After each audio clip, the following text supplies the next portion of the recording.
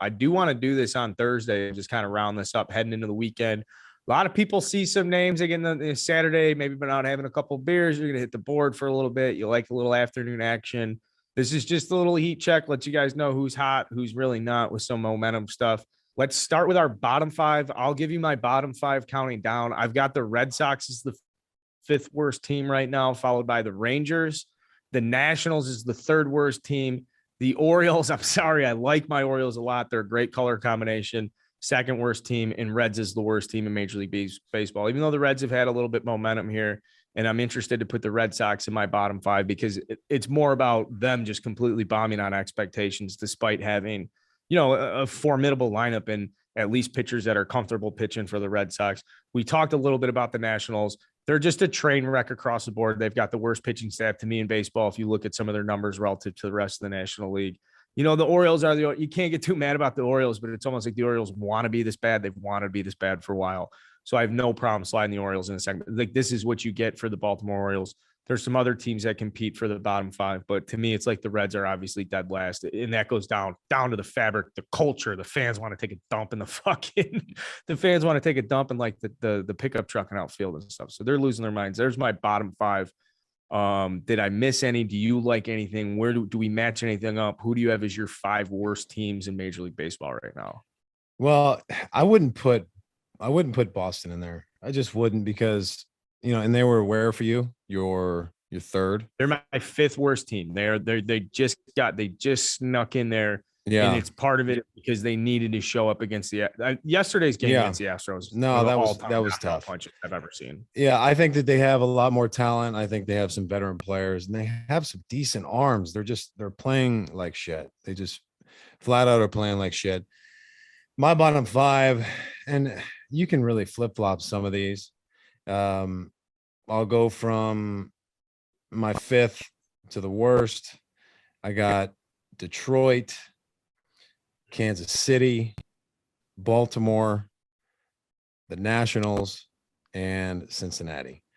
And I think that just some of these teams are, Detroit signed Javi. I feel like that they had to do something. They got him for 6 years. Hopefully they can figure some things out over these next couple seasons. Obviously they have some prospects, but every team has prospects. At what point do you look at your player development? Because some of these organizations have struggled with developing players for a long time. Kansas City, they've got some players that they have some decent players. They've got Whit Merrifield there. They've got Bobby Witt Jr., who's obviously been struggling as a young player. They got Salvi behind the plate. They're not throwing the ball very well. They don't have a great bullpen. Baltimore sitting fired their hitting coach too. They just fired the hitting coach. Again, I always scratch my head when there's a move like that. I just think it's not necessarily sending the message that they're trying to send. The hitting coach isn't taking the at-bats for his guys. Who knows? I don't know the relationship there. Maybe it just wasn't going well. So be it. Baltimore's in a division with some really, really good teams. They're going to struggle. They started out the year pitching fairly well, especially at home.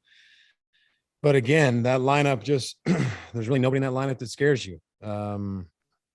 Outside of Jesus, well, what the hell is the left fielder?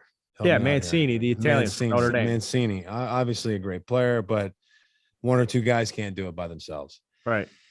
The Nationals can't pitch, can't score runs outside of Soto.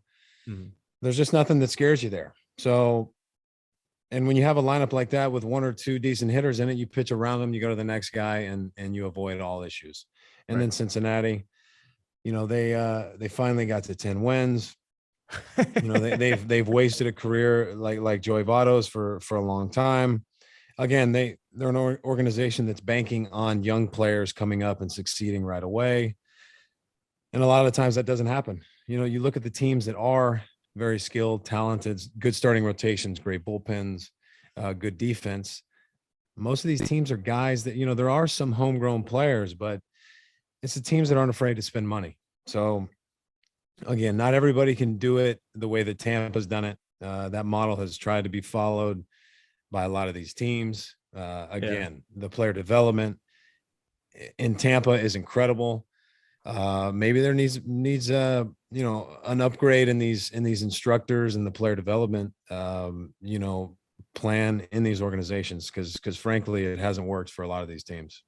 And if you ran this conversation back, honestly, 10, 15, 20 years, I mean, these are teams that get talked about a lot. You know what I mean? There's years that pop up, and we could be talking about the Pirates just as easily.